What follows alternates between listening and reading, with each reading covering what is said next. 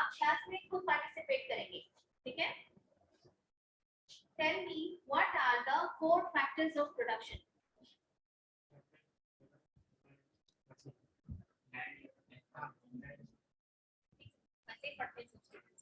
Labor. Land, labor, capital and entrepreneurship. ठीक है? Land, labor, capital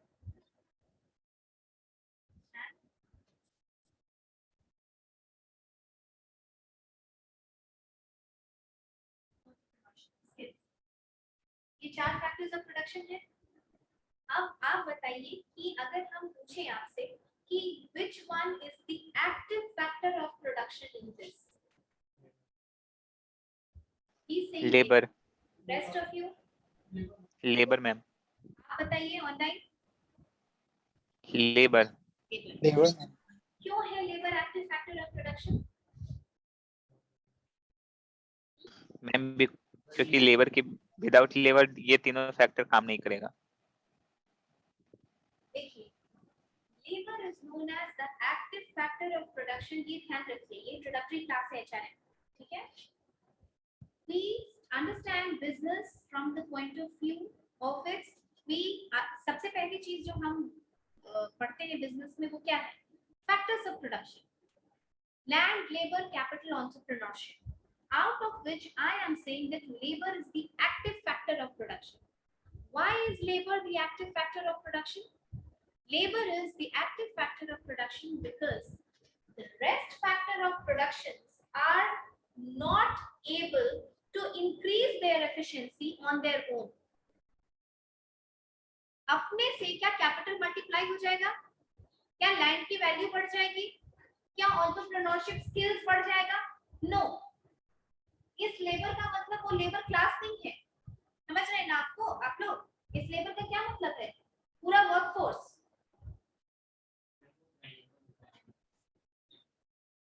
ये पूरा वर्कफोर्स, जैसे हम लोग भी अगर आप इकोनॉमिक्स के टर्म में बोलेंगे तो इस ऑर्गेनाइजेशन के लिए हम लेबर है ना?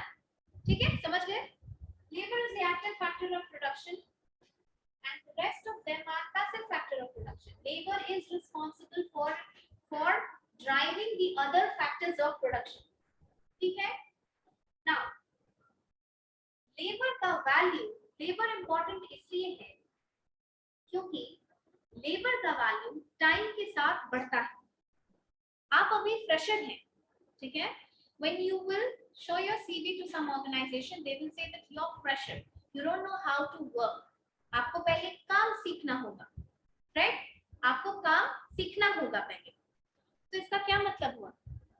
आप जब वहां ट्रेन कर लेंगे, आपकी जब स्किल की एनहांसमेंट हो जाएगी, आपकी जब नॉलेज बढ़ जाएगी, तो क्या 2 साल बाद आपका वही वैल्यू होगा जो आज है फ्रेशर? नहीं होगा। तब आपका मार्केट में डिमांड बढ़ जाएगा। तब आप आज आपको ट्रेनिंग चाहिए, कल आप ट्रेन करेंगे किसी को अपने अंदर। क्यों? Because your value has appreciated because of knowledge, skills and enhancement of various other skills. ठीक है? मशीन जब बेचते हैं तो उसमें डिप्रिसिएशन चार्ज जोड़ते हैं कि नहीं? जोड़ते हैं ना डिप्रिसिएशन चार्ज?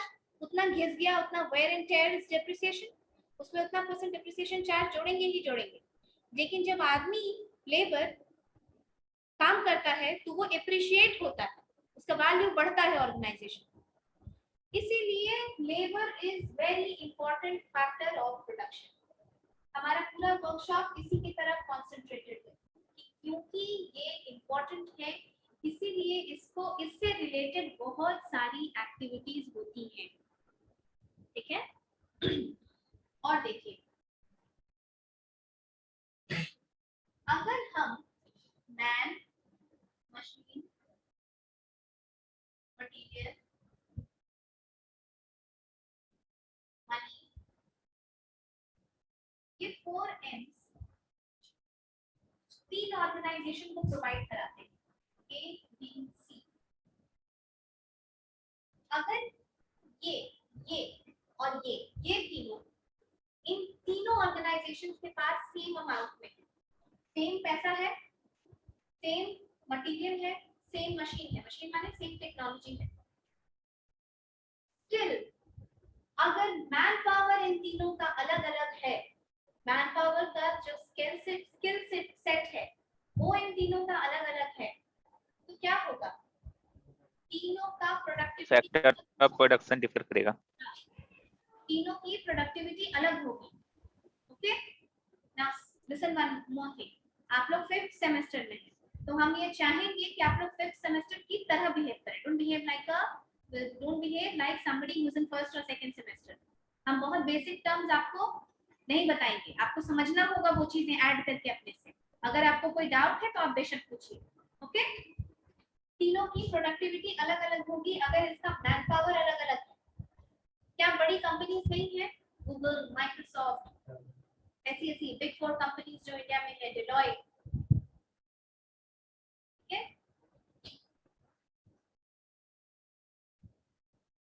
जब स्किल सेट अलग होगा तो इनकी प्रोडक्टिविटी अलग अलग होगी। प्रोडक्टिविटी क्या होती है, बोलो, जो कंपनी वो चेंज हो जाएगा, जब मैन पावर एफिशिएंट होगा तो just tell me what is, Out. How do you define, Out. जैसा manufacturing of a product is complete. No, sit down, wrong, anyone, Ma'am, outcome from the production ठीक है, resources. अब तक सही हो तुम? हाँ, आशुतोष एंड राजवी, देखिए Ma'am, how efficiently organization work? ये कितना कॉमन वर्ड है, 5th सेमेस्टर आगे कई बार इस वर्ड से आप रूबरू हुए होंगे, हुए हैं कि नहीं? कॉन्सेप्ट क्लियर है? नहीं है, इसीलिए हम कहते हैं जो पढ़िए उसका कुछ मत छोड़िए, तब आप पूरा बिजनेस समझेंगे। प्रोडक्टिविटी का मतलब होता है total productivity can be defined as total work upon total man power, ठीक है? तो अभिषेक बोला कि आप टोटल आउटकम, ठीक है, total work upon total man power. अब आप एक बात बताइए, यहाँ मान लो कि 10 लोगों को बस मान के चलो, ठीक है, कि 10 लोग किसी ऑर्गेनाइजेशन, छोटा फिगर लेकर के चल रहे हैं, 10 लोग किसी ऑर्गेनाइजेशन में काम करते हैं, टोटल वर्क जितना वो किए, अगर 10 स्किल्ड लोग हैं, उनमें से 2 लोगों का स्किल हटा दिया जाएगा, 2 लोगों का स्किल कम कर दिया जाएगा, मान लो मीडियोकर्स है या लेस देन एवरेज है, क्या प्रोडक्टिविटी वही रहेगी कि ये फिगर चेंज होगा? चेंज होगा ना? तो प्रोडक्टिविटी अफेक्ट हुई कि नहीं हुई? हुई। मैन पावर जितना स्किल होगा टोटल वर्क ज्यादा होगा, इसीलिए किसी ऑर्गेनाइजेशन, ये सब पॉइंट्स आप लिखते जाएंगे साइड में, कॉपी में, हर चीज हम बोलेंगे नहीं लिखने के लिए, आपको जो लगता है कि यूजफुल है उसको लिखते जाइए, बाकी भी सब्जेक्ट पढ़ने में हेल्पफुल होगा।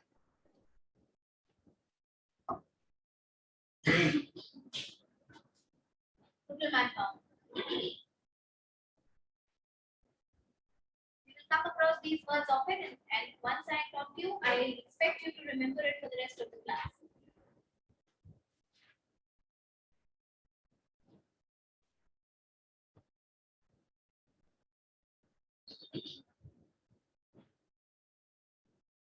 Done?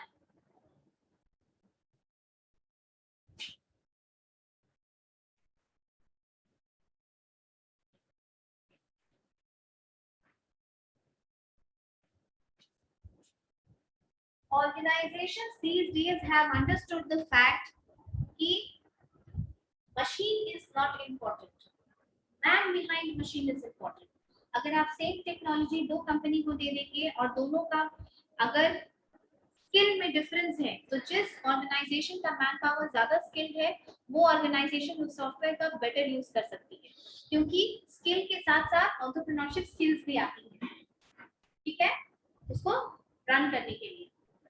जैसे देखो रिसोर्स, हम रिसोर्स के बारे में पढ़ते हैं इसमें, बिजनेस में yes ma'am, क्या होता है, अच्छा बिजनेस जो अपने रिसोर्सेज का जितना ऑप्टिमम, मैक्सिमम यूटिलाइजेशन नहीं, ऑप्टिमम बोलो।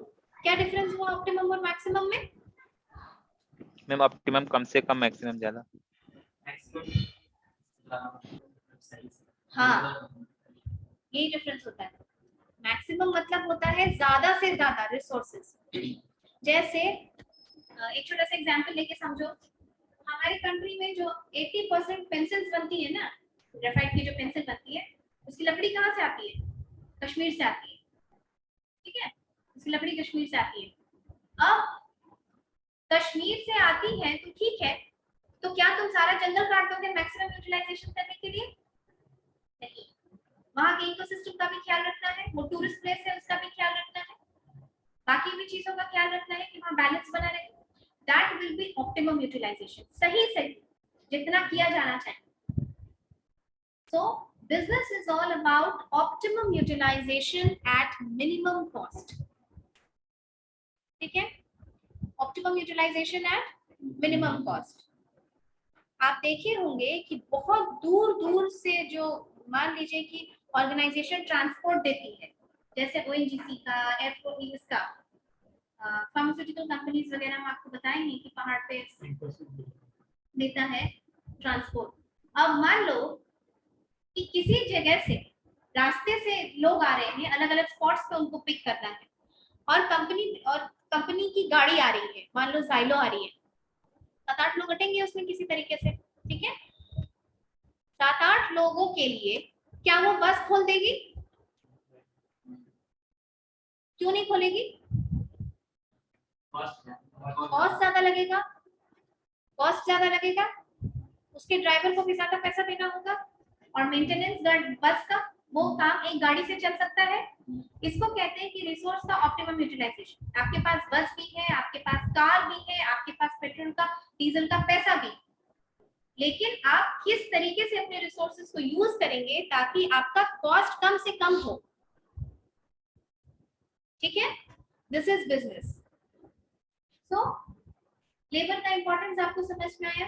करंट इंडस्ट्री में देखो, एचआरएम का कॉन्सेप्ट इतना ही वास्ट हमेशा से नहीं था। 1960s के बाद जब ह्यूमन रिलेशन अप्रोच आया, बहुत सारा एक्सपेरिमेंट आया, एक बहुत रेवोल्यूशनरी एक्सपेरिमेंट हुआ एचआर के टाइम पे, एचआर के लिए, एचआर फील्ड में। इसको कहते हैं एल्टन मायो का एक ह्यूमन रिलेशंस अप्रोच हुआ। तो उस एक्सपेरिमेंट के बाद से क्या हुआ कि बहुत 1960s में ह्यूमन रिसोर्स पे बहुत ध्यान दिया जाने लगा कि लोगों को, जैसे आप जितना मोटिवेशन वगैरह का थ्योरी पढ़ेंगे ना, मैस्लो वगैरह की थ्योरी पढ़ेंगे, मैस्लो की थ्योरी, मैकलेलन की थ्योरी, मैकग्रेगर की थ्योरी, ये सारी थ्योरी लगभग उसी एरा में चली है जब ये रियलाइज किया गया कि human resource management is so important for the organisation for its higher productivity, तो उनका ख्याल रखा जाना चाहिए। और आज हालत ये है कि कंपनीज में होड़ लगी हुई है कि कैसे वो अपने एम्प्लॉयज को खुश रखें और उनको बेनिफिट देते रहे ताकि वो छोड़ के ना जाए। लेबर टर्नओवर आज के डेट में एक प्रॉब्लम बन गया है एचआर के, ठीक है। तो ऐसी ऐसी चीजें। We start with the introduction with HRM. Factors of production से समझाएगा। This is what? Human resource, This is resource and for management.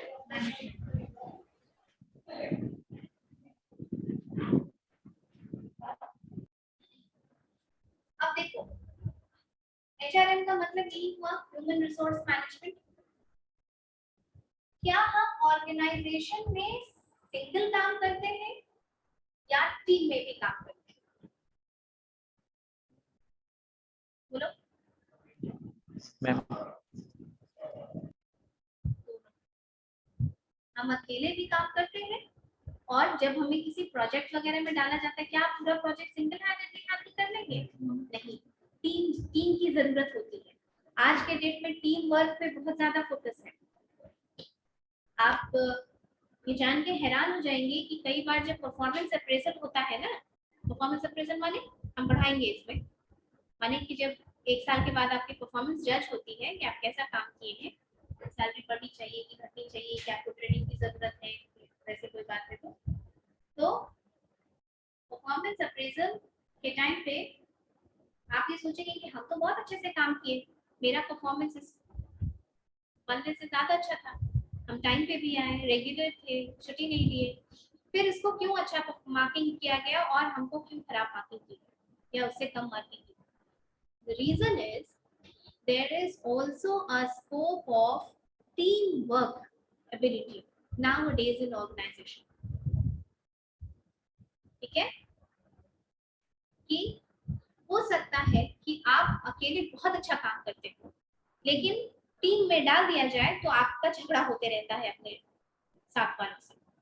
अब आप झगड़ा करेंगे तो कॉलेज तक तो है नहीं कि मुंह बना के उधर बैठ गए, मुंह बना के उधर बैठ गए। ये तो ऑर्गेनाइजेशन है, सब मिल करके एक कॉमन ऑब्जेक्टिव की तरह से काम करते हैं। आप अगर किसी से नहीं बनता है तो आप प्रोडक्टिविटी हैम्पर कर रहे हैं, इसका मतलब राइट। टीम में 10 लोगों को लिया जाता है, अगर 2 की परफॉर्मेंस खराब है तो ओवरऑल टीम की परफॉर्मेंस डाउन जाएगी कि नहीं जाएगी? जाएगी। Yes ma'am. तो यही होता है, इसीलिए आज के टाइम पे परफॉर्मेंस अप्रेजल एक बहुत परफॉर्मेंस अप्रेजल के समय में टीम वर्क अच्छा होना, कि आप टीम वर्क में भी अच्छे हैं, ये बहुत इंपॉर्टेंट चीज है। यानी ग्रुप में आपका बिहेवियर कैसा है, समझ में आया कि आपका ग्रुप बिहेवियर कैसा है। देखिए तो जैसा कि उसने बताया ह्यूमन का बिहेवियर एचआरएम में हम देखते हैं कि ह्यूमन का behaviour both individually and in group या टीम, ग्रुप या टीम आप लिखते जाइएगा अपने हिसाब से, ठीक है। क्लास में दिमाग तेज चलाना है, क्लास में पूरे टाइम पे ध्यान रखना है कि आपको क्या क्या इंपॉर्टेंट लगता है, you keep writing. I will give you only definitions and everything, छोटा छोटा कॉन्सेप्ट और ये सब इसे टीचर भी डिक्टेट कराते हैं, तो आपको देखना होगा, क्योंकि कई चीज मेरे दिमाग में आएगी तो हम समझाने के लिए बता देंगे, हम सब लिखवा नहीं सकते हैं। तो ह्यूमन का behaviour as an individual and as an team कैसा होगा? रिसोर्स क्यों? क्योंकि आप जब ह्यूमन है, या तो आप इंडिविजुअल वर्क कर रहे हैं या टीम में वर्क कर रहे हैं, आप एक रिसोर्स है। रिसोर्स है ना ऑर्गेनाइजेशन के लिए। जब आपको ऑर्गेनाइजेशन उठाती है कैंपस प्लेसमेंट से या इवन अदरवाइज, आप एक लायबिलिटी है ऑर्गेनाइजेशन के लिए। एसेट लायबिलिटी पढ़े हो ना आप, लायबिलिटी है ऑर्गेनाइजेशन के लिए, और ट्रेन करके आपको काम सिखा के आपको वो आपको क्या बनाती है? एसेट। तब आप उस ऑर्गेनाइजेशन के लिए एसेट बन जाते हैं। इसीलिए तो ऑर्गेनाइजेशन मेहनत करती है ना कि आप मत जाइए छोड़ के, ठीक है। तो रिसोर्स अभी हम समझाए, लैंड लेबर कैपिटल एंटरप्रेन्योरशिप में labour is very important. Resource क्यों बोला जाता है इसको? आप एक ऑर्गेनाइजेशन का, एक कॉम्पिटिटर का, business is also about competitors, factors में हम पढ़ते हैं ना बिजनेस एनवायरनमेंट में, इज आल्सो अबाउट कॉम्पिटिटर्स। आप उस कॉम्पिटिटर के बराबर पैसा हो सकता है आपके पास टेक्नोलॉजी हो सकती है, आपके पास लैंड या मशीनरी हो सकती है, पर आप उस ऑर्गेनाइजेशन का इंटेलेक्चुअल कैपिटल का सिस्टम कॉपी नहीं कर सकते, नहीं कर सकते हैं ना आप कॉपी। वहां के लोग को कैसे कॉपी करेंगे? तुम बीकॉम 4th के हो, बगल में बीकॉम 2nd का है, हो सकता है दोनों में से एक क्लास किसी टीचर को लगता होगा कि इस क्लास के बच्चे ज्यादा अच्छे हैं, चाहे वो डिसिप्लिन हो, पढ़ने में हो, या सिंसियरिटी हो, बिहेवियर हो, तो क्लास तो वही है, टीचर वही पढ़ा रहा है क्लास में, हम वहां भी पढ़ाते हैं, हम यहाँ भी पढ़ाते हैं, पंखा यहाँ भी है, वहां भी है, एसी यहाँ भी है, एसी वहां भी है, फीस आप भी उतना दिए थे, फीस वो भी उतना दिया है, सब चीज सेम है कि नहीं? फैक्टर क्या डिफर हुआ? स्टूडेंट। और यही आप लोग मिल करके इस क्लास को, हो सकता है कि उस क्लास से बेहतर बनाते हो। समझ में आई बात? यही यस मैम। एम्प्लॉइज के साथ कि आप सब लोग एम्प्लॉइज जो होते हैं वो किसी ऑर्गेनाइजेशन का रिसोर्स होता है, और अच्छा ऑर्गेनाइजेशन वो जो अपने ह्यूमन रिसोर्स पे ध्यान देता है। और ये चीजें अब आज के एरा में बहुत ज्यादा वाइड हो चुकी है। Next, management.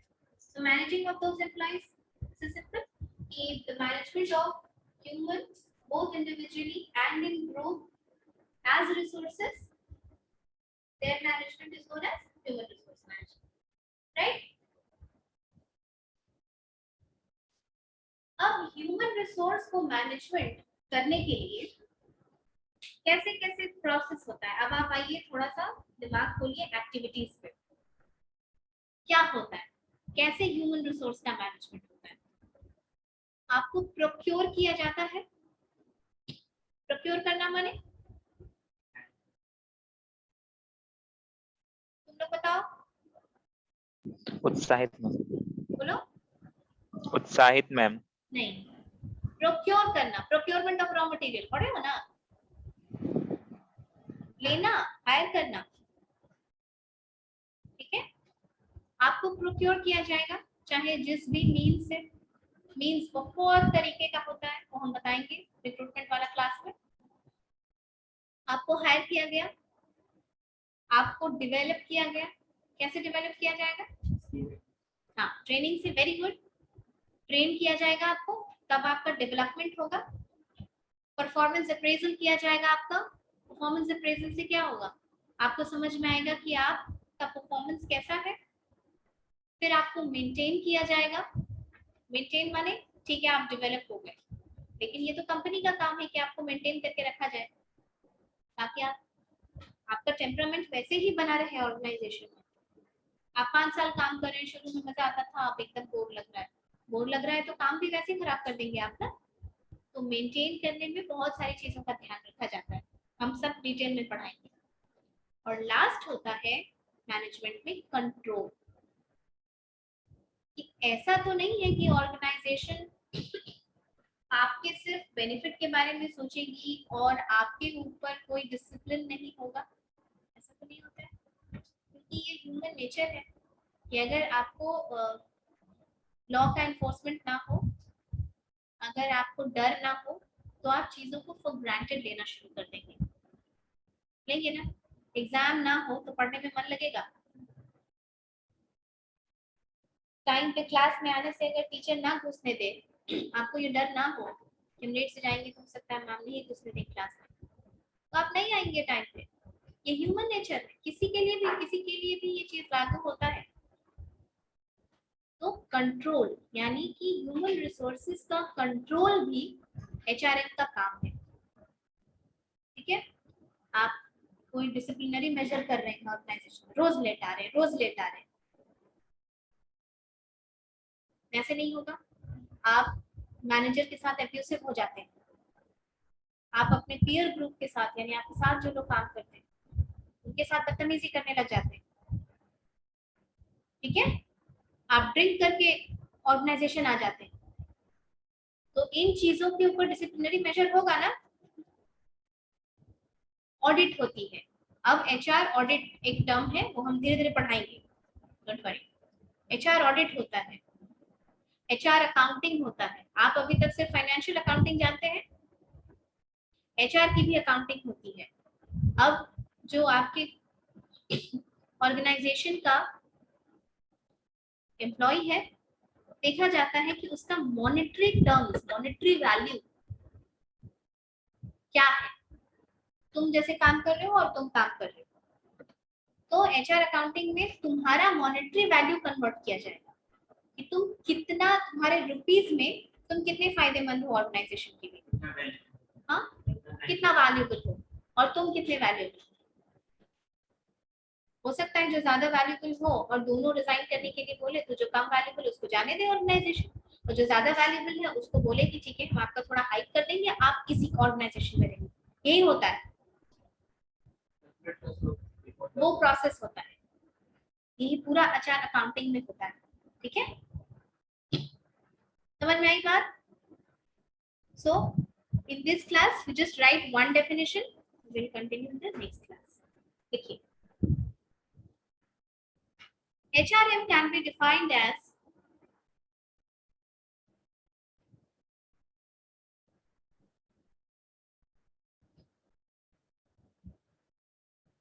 HRM can be defined as a process of procuring,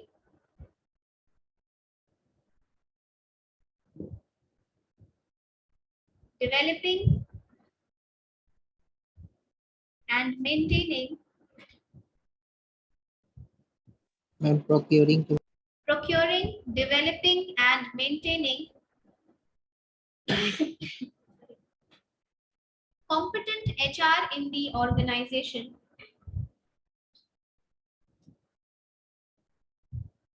competent HR in the organization, so that the goals of the organization are achieved. Goals of the organization are achieved in more effective and efficient manner.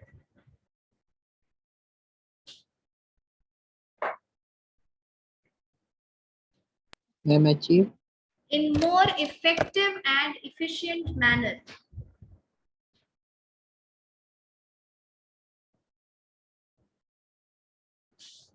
It is the art of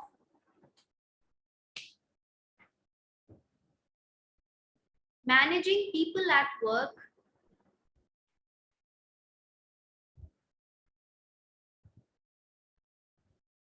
so that they give their best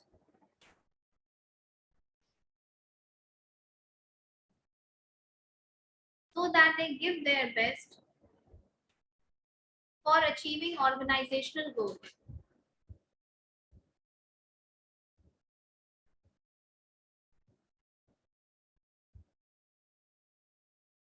For achieving organizational goal.